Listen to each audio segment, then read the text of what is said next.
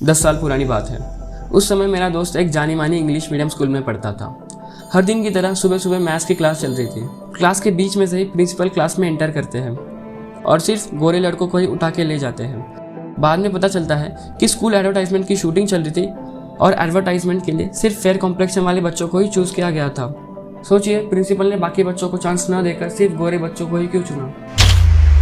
दोस्तों, आपने अक्सर शादियों में इंडियन आंटीज को गॉसिप करते हुए सुना होगा। अगर लड़का काला हो और लड़की गोरी हो तो बोलते हैं कि great match, what a lucky guy he is. और अगर लड़का गोरा हो और लड़की काली हो तो बोलते हैं कि क्या मजबूरी रही होगी यार लड़के की। ये तो कुछ भी नहीं है यार। हमारी सोसाइटी कितनी टॉक्सिक है ये आपको आने वाले समय में पता चल जाएगा। You know, the fact is that ये सब रंग भेद की बातें हमसे सबकॉन्शियसली होती है। अगर मैं आपको 2 चॉइसेस दूँ, first is that you have a dark complexion and second is that you have a fair complexion, which one of them will you choose. हम इंडियंस बचपन से डार्क और फेयर लोगों में डिस्क्रिमिनेट करते आ रहे हैं।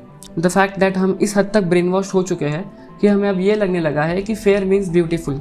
क्या आपको अंदाजा भी है इस डिस्क्रिमिनेशन का डार्क स्किन लोगों पर क्या इम्पैक्ट पड़ता होगा? और हाँ, वीडियो का इम्पैक्ट सेक्शन बिल्कुल मिस मत करना, it has some deep insights in it. No. Brown number 18 is from the north and number 80 is from the south. Being dark became my biggest insecurity. हमें काले हैं तो क्या हुआ, दिल वाले हैं हमें काले।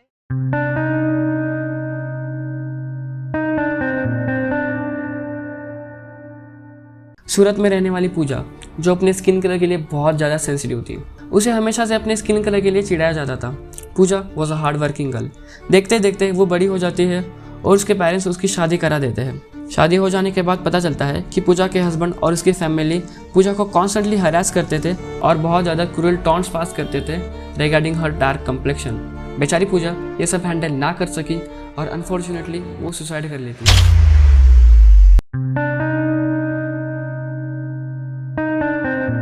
Let's travel back in time, I mean way back in time, जब इस भारतवर्ष में देवताओं का निवास हुआ करता था। उस समय पर स्किन कलर का ज़्यादा महत्व नहीं था। माँ पार्वती एंड माँ Draupadi was described as extremely beautiful women and had a dark complexion. Lord Ram, Lord Krishna, Lord Shiva, they all had a dark complexion. So उस टाइम पर डार्क स्किन का मतलब अगली नहीं हुआ करता था। चलिए समय में थोड़ा और आगे चलते हैं। Fast forward to British era. पता है, ब्रिटिश रूल के दौरान कलरिज्म एक बहुत बड़ा इश्यू बन चुका था। बात है लेट 1600s की।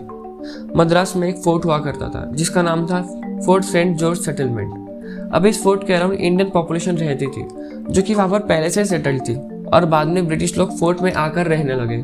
सोचिए, ब्रिटिश लोगों ने इन दोनों सेटलमेंट्स का क्या नाम रखा होगा? Well, they called their own settlement as white town and Indian settlement as black town. आप रुडयार्ड किपलिंग को तो जानते ही होंगे। इन भाई साहब की पोएम्स और स्टोरीज आपने बचपन में स्कूल टेक्स्ट बुक में पढ़ी होगी। किपलिंग ने अपनी किताब द अंडरटेकर्स में लिखा था, Englishmen were uniquely fitted to rule the lesser breeds without the law. British rule के दौरान जो लाइट स्किन इंडियंस थे उन्हें हमेशा प्रेफरेंस दिया जाता था as compare to people who were relatively dark. For example, while hiring for jobs, light skin Indians were given more advantage. अगले 200 सालों में इंडियंस को सबकॉन्शियसली ये लगने लगा कि having a dark skin is a curse, और यही बायस उन्होंने अपने नेक्स्ट जनरेशन को सिखाया by constantly talking about it. As we all know, अगर हम किसी भी झूठ को बार बार रिपीट करते जाएं तो एक टाइम के बाद वो सच लगने लगता है। ऐसा ही करते करते ये बायस जनरेशन टू जनरेशन पास होता गया और अनफॉर्चुनेटली ये जहर आज की मॉडर्न सोसाइटी में घुल मिल गया है। प्रॉब्लम ये है ना यार कि आज की सोसाइटी में कोई डीप थिंकिंग करना ही नहीं चाहता एक्सेप्ट दिस 260 पीपल। अगर आप भी डीप थिंकर हो तो जल्द से जल्द इस कम्युनिटी को ज्वाइन कर लीजिए। कोई तरीका है भीख मांगने का?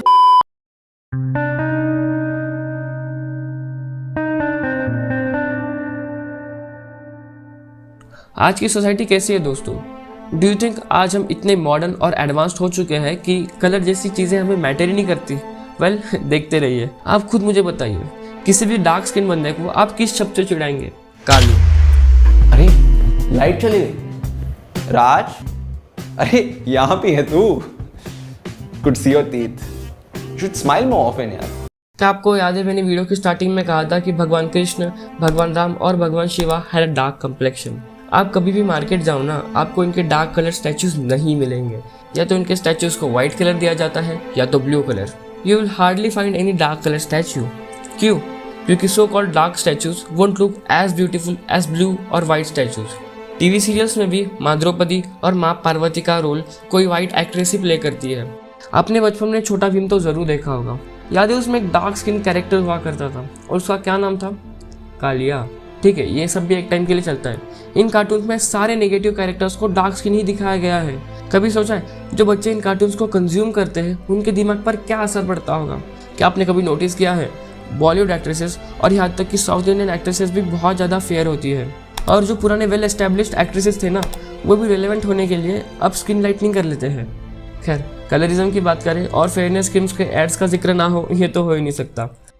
तू फेयर एंड हैंडसम लगाया कर, ये सब निकल जाए। यार ये फेयरनेस क्रीम्स के एड्स ने ना अलग ही लेवल की गंद मचा रखी है। नहीं मतलब जैसे अमेरिका के पास 50 शेड्स ऑफ ग्रे है ना, वैसे इंडिया के पास भी अपने 50 शेड्स ऑफ ग्रे है। आप जरा इस एड पर एक बार गौर फरमाइए। बेटे, कल तुम्हें लड़के वाले देखने आ रहे हैं। पर माँ, हाँ? मेरी त्वचा।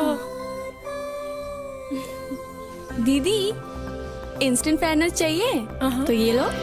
ये साधारण क्रीम असर दिखाए 5 दिनों में, पर बजाज CFL से पाइए बस 1 सेकंड में उजला गोरा रंग।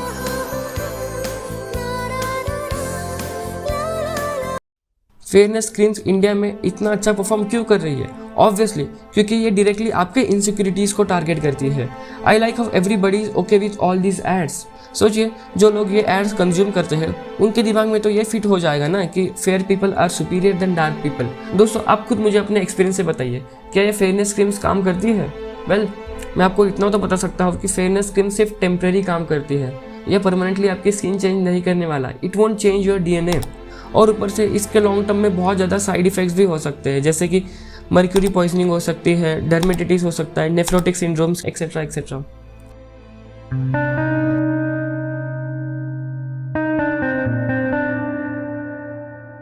Colorism transformed some of my typical teenage girl insecurities into a sickening narrative that consumed my life.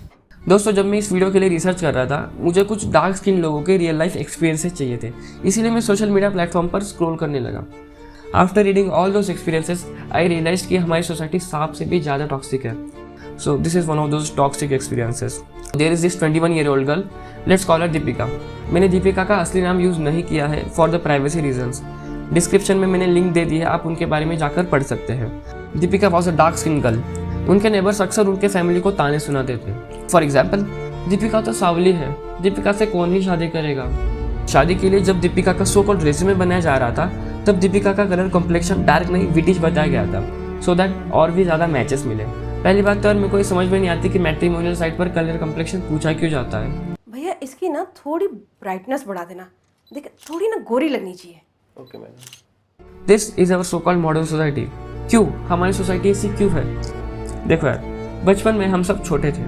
क्या बात है सर, क्या बात है सर। एक छोटे बच्चे का दिमाग सारी चीज़ें एक्सेप्ट कर लेता है विदाउट इवन क्वेश्चनिंग। आप उसे जो चाहे वो आइडियाज़ फीड करा सकते हैं और वो उन आइडियाज़ को एक्सेप्ट भी कर लेगा। अगर उस छोटे से बच्चे को कॉन्स्टेंटली सोसाइटी से ये फीडबैक मिलता रहा कि fair skin is superior than dark skin, तो वो इसी आइडिया को लाइफ लॉन्ग लेकर चलेगा।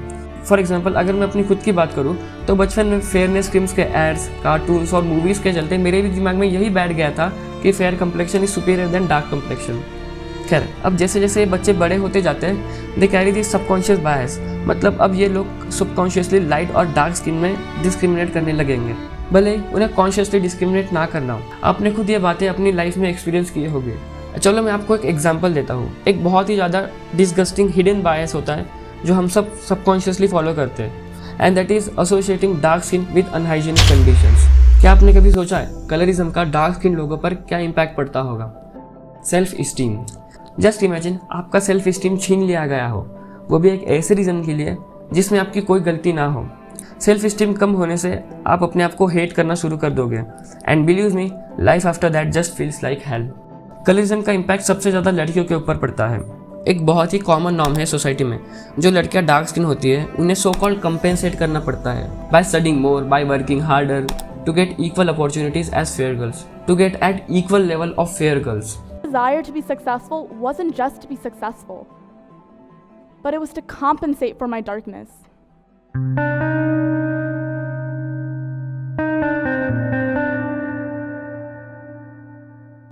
We have Article 15 that protects us from the discrimination on the basis of religion, race, caste, sex, or place of birth. We have Article 14 which provides equality before law within the territory of India. But there is no article that protects from discrimination on the basis of skin color. देखो यार, हमें ये समझना चाहिए कि dark skin and fair skin both are gift from the nature. It's our adaptation to different types of climates. India is a country with a big diversity.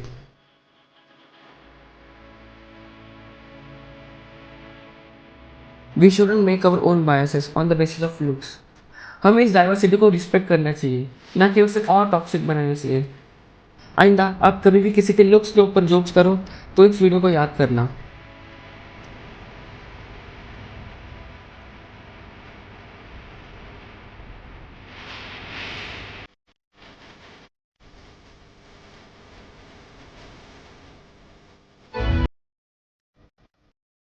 अगर आप भी थॉट प्रोवोकिंग वीडियोस देखना चाहते हो तो इस चैनल को subscribe कर दीजिए. और आप में से 97% लोगों ने अभी भी सब्सक्राइब नहीं किया. प्लीज़ सब्सक्राइब कर दो गाइस.